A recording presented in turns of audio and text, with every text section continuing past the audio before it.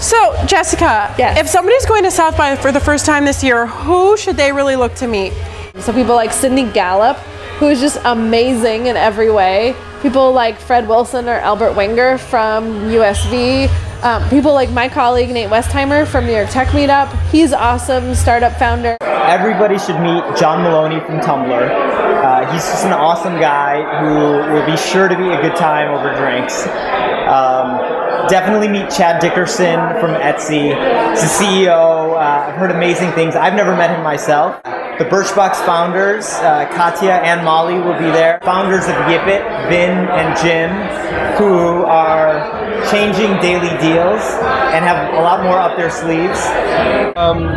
Jenna Wortham, perhaps from the New York Times, because out of all the people who's always at South by Southwest, she's probably the someone who not only has her finger on the pulse, but like her entire hand and both hands and fist strangling the pulse. So Strangling the pulse. It's definitely Baratunde.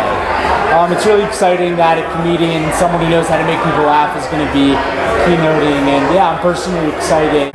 What is the one venue that you want to check into at South by?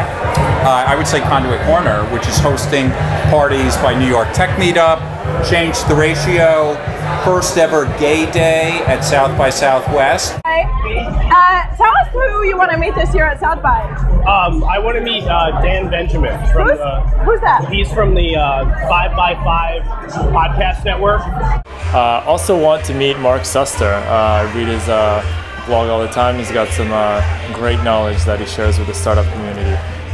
So if you had to be stranded on a desert island with somebody that you got to grab out of South by, who would it be? Well, I would want to be entertained on the desert. I think Rick Webb, one of the founders of Barbarian Group, is pretty entertaining. My South by photo pose is going to be something like this.